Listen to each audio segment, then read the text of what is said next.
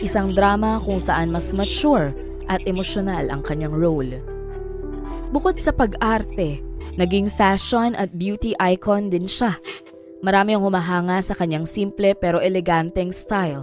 Kaya naman naging ambassador siya ng maraming beauty at fashion brands.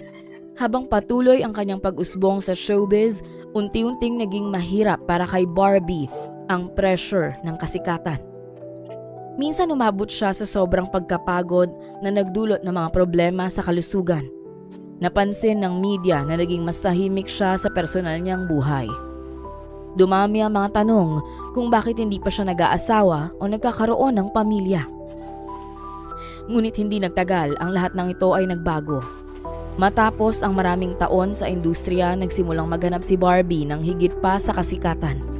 Isang bagay na magbibigay sa kanya ng mas personal na kasiyahan.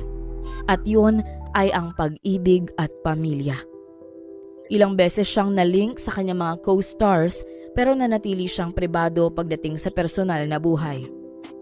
Ilan sa mga lalaking naiuugnay sa kanya ay si Vic Zhao, ang kanyang co-star sa Meteor Garden at Mars.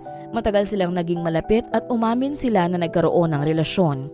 Pero kalaunan, naghiwalay sila dahil sa magkaibang personalidad at pananaw sa buhay. Si Blackie Chen, isang sikat na TV host sa Taiwan at matagal na niyang naging kaibigan.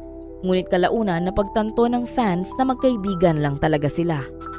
Si Lan Changlong, isang Taiwanese actor na nakarelasyon niya sa maikling panahon.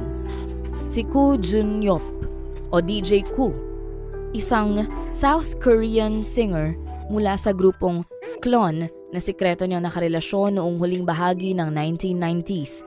Ngunit naghiwalay sila at hindi na muling nagkausap ng higit 2 dekada.